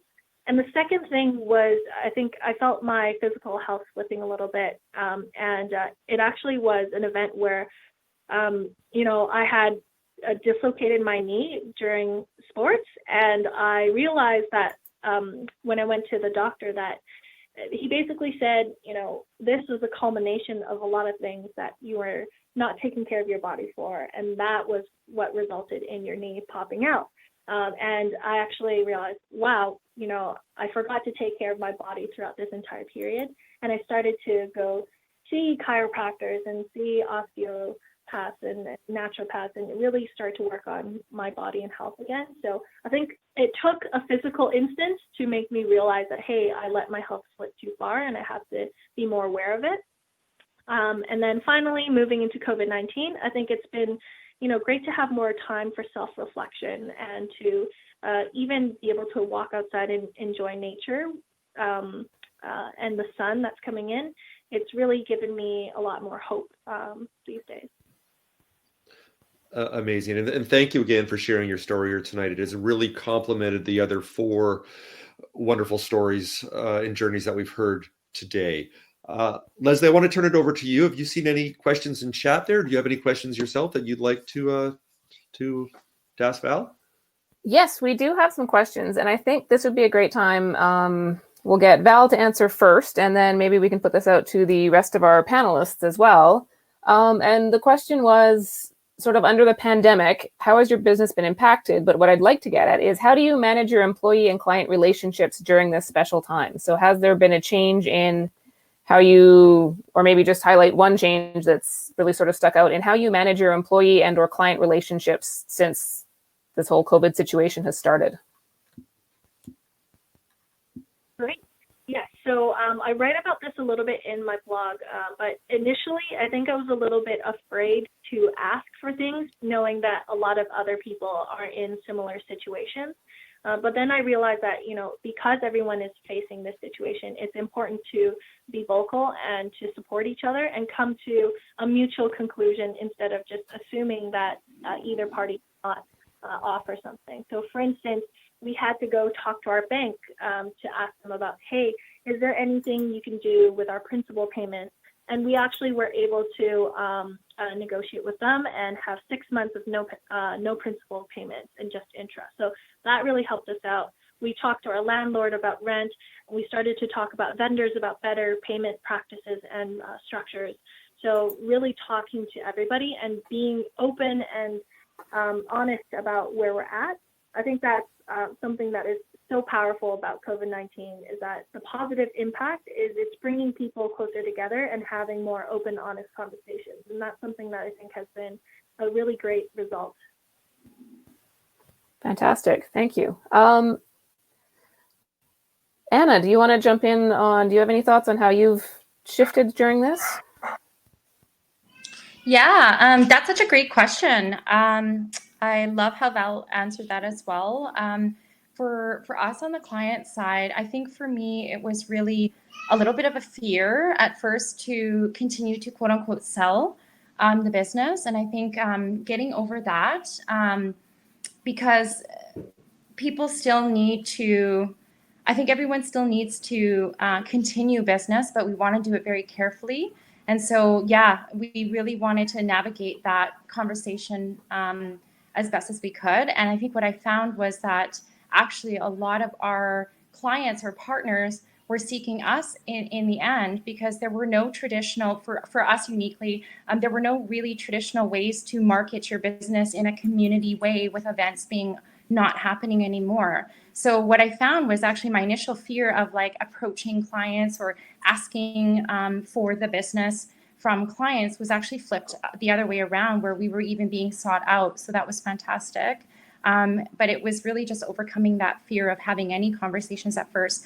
On the employee side, we had never worked remotely. We worked so closely. We never had any remote working. For me, it was really a challenge because I was a full-time mom essentially during the day. So my work hours were not 9 to 5. They were 5 to 12 or later. And so it was really that conscious effort to not obviously expect my team to work anytime past 5. So it was really challenging to manage that, navigate through that for almost 12 weeks. We just got really great at Zoom calls and, just having a clear map of what's expected of them during the day, but what's not expected of them when I'm working my hours.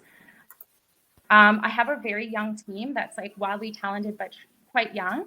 So I just wanted to make sure that they're all also well during this time. So my first priority was just making sure that I'm seeing any signs of not well, that we take it back, because we're really hitting the pavement hard and we're hustling to move and maneuver and understand the new landscape. And I just didn't want to burn anybody out. So that was my first priority, absolutely, on the employee side.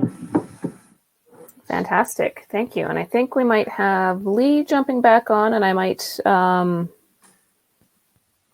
if we can get a microphone going. Oh, perfect. Yes, wondered if you wanted to or would be able to weigh in on how COVID has changed how you're working either with your clients or with your employees. Both, and dramatically.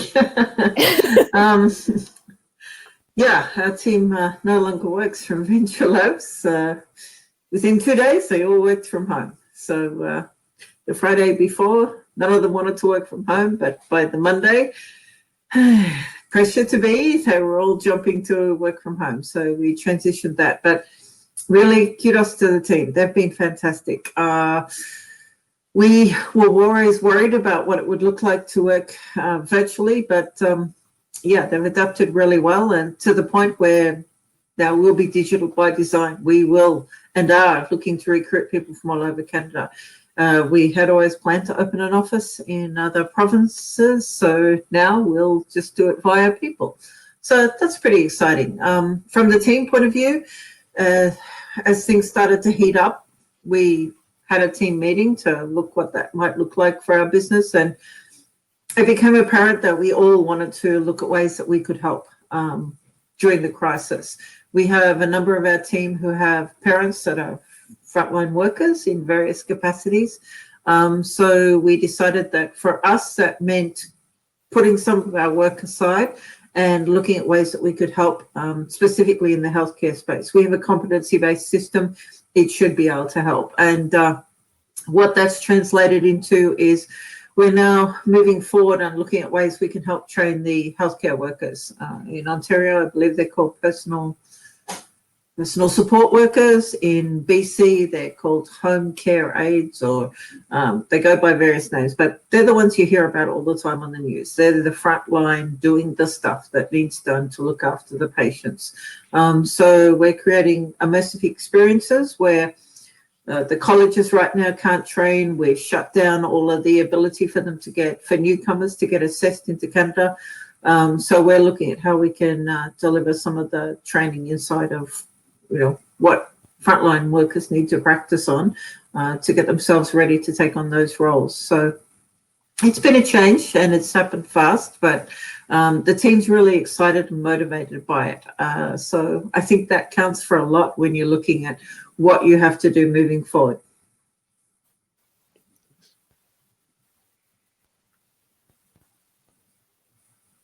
Fantastic. Yeah, there's been a lot of stress and a lot of opportunity, which is amazing. So Lesley, which is always the way, I think, isn't it?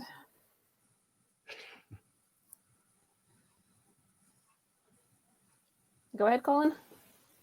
Yeah, sorry to interrupt there. I noticed in chat we do have a few questions here. Did you want me to ask a couple of these, or do you have some more? How do you want to do this? It's up to you. Sorry, I was can I comment? There's a Nova Scotia message there. I have not been to Nova Scotia. I would be delighted to work with people from Nova Scotia. And a big hello to Halifax. Yeah, haven't been there either, obviously, but looking forward to getting there sometime. It's a beautiful place. So yeah, do we have for one more, or do we want to wrap it up? Okay. Well, we've got about a couple of minutes left here. It's up to you. Okay. So one of the questions is, how do you look for the right team or partners to develop an idea when you don't have funding yet? Who's that to? That is to anyone. That's to the panel. So Val looks like she's got some comments on this. I can go first on this one.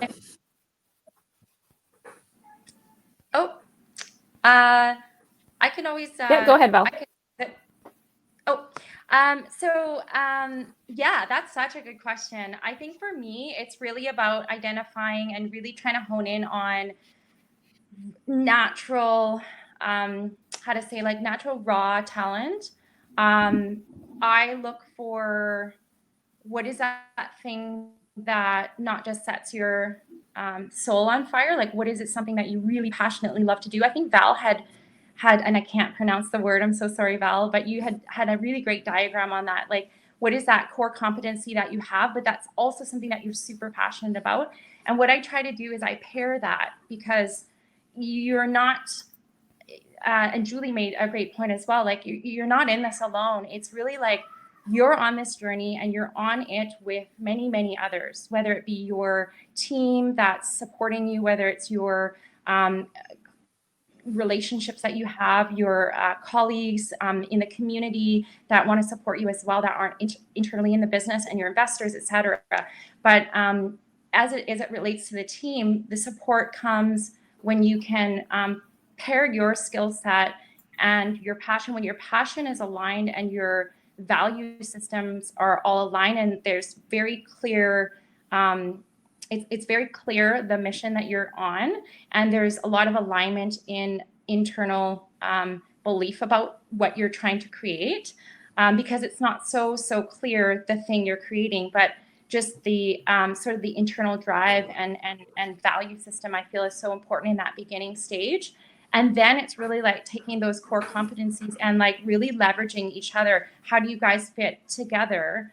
I feel like for my core team, there's myself, who's more on the business side, my tech partner, who's all things tech and also analytics, and a little bit of design. And then my other colleague, Celine, who's all things design, community, and super executional. We've got this, there's a little bit of magic that happens when you're all together. And so that's, I feel like that's really key when you're really just kind of starting out and nothing's super clear yet, and you're trying to form a team.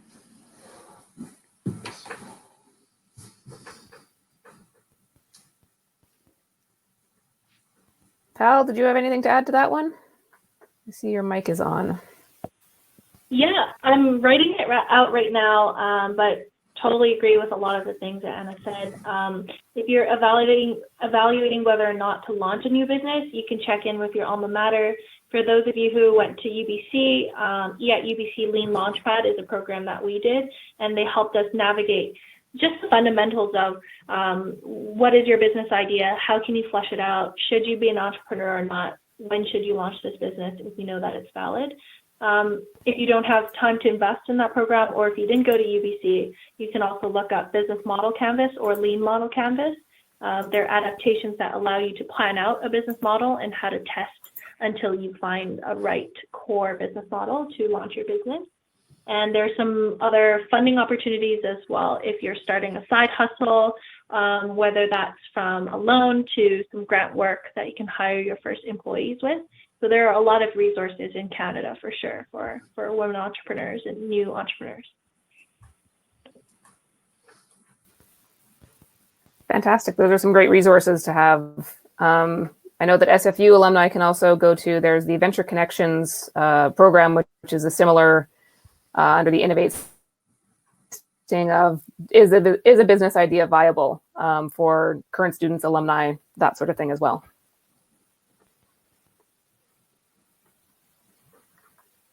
Do you want me to jump in as well? We didn't go through either of those programs. There's a ton of programs that you can access in Canada. Like, it's truly amazing. Office of Small Business runs different programs. There's no shortage. If there's one thing about Vancouver and Canada, is there is no shortage of training programs. Trust me on that one. So just reach out, start connecting with networks, start looking for where the opportunities are. As for partners, someone once made the analogy, and I cringed, getting a partner is like taking a partner for life. So I would advise choose wisely. I've had many friends and associates where that journey hasn't always gone well, pleasantly, or been a profitable experience. So you need to look very carefully. Having a great idea doesn't mean that you're both going to hang together in the long term and actually make it work. You're looking for someone that's going to be there during the good times and the bad times. Yes, it's sounding very much like marriage advice, isn't it? It shouldn't be. But, it's a Western analogy, but it's true. You're going to spend a lot of time together. So it is a choose wisely scenario. As to funding, not every woman in business is going to get funding. Great story, Val. Really admire you for going down that route. But for every one I hear, and I know other women in business that have tried and been unsuccessful. And it's a number of reasons why that happens. So one of the things that I'd encourage you is look at how you can be resilient and bootstrap. Whether you like the term or not, it means finding customers and finding ways to self-fund yourself. And that, for a lot of women, let's put this in context, all right? Of all of the funding that is being dished out in North America, and Canada doesn't have its own specifics on this, so I've got to use North America. 2016, I recall the numbers might have been 2.6% of the total funding went to women. 2017, I think it dropped to 2.16%. So 100%. 2.16 went to female entrepreneurs. 2014, I think it decreased to 2.14. I think 2016 went back up to 2.16.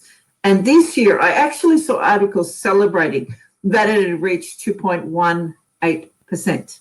So we haven't even cracked 3% of all the money that's available from VCs, angels, anything else going to women. So put your expectations of going out and getting funding in the context of this will be great if I can, and I will do whatever it takes, but I have a fallback.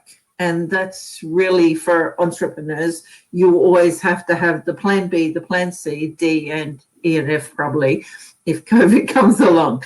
But I just want to put some kind of parameters around that. We celebrate when people raise money. We don't always celebrate when people bootstrap, but there's a lot of female entrepreneurs out there that are doing just that. And I think that, you know, their journey is as valuable. And I think that it's one of the options that we must consider when we're thinking about that. And maybe that bootstrapping is getting you loans from the WEKH, like they come up before and they were sharing with you, or the BDC. Leveraging grants is a great opportunity too. Sorry to take such a long-winded explanation, but I think it's really important.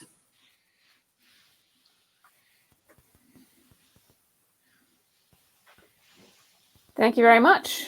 And I think it's such a powerful message that there's a lot of media and a lot of coverage on funding, but there's not a lot of coverage and not a lot of celebration of all the hard work that goes on behind the scenes that either gets you there or happens when you don't get there and you choose not to go there, or you know, that's how you make it go. And it's that tenacity and that drive that happens every day behind the scenes, which we're celebrating tonight, which I'm really excited that we've had the opportunity to do that, to change the way that entrepreneurship is defined by showing women who are playing the game and winning it.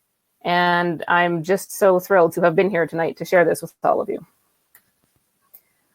And on that note, I think I will turn it back over to Colin to wrap us up. That'll be good. I'd love you to have the last word, of course, Lesley, here tonight, as with Women's Entrepreneurship Knowledge Hub and SFU VentureLabs collaborating, reaching out to me and to us at Startup Vancouver to make this event happen.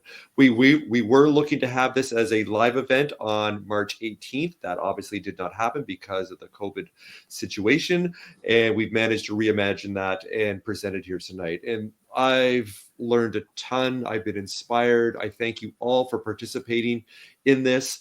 And we do look to make Can Startup Stories, this speaker event, a monthly event now.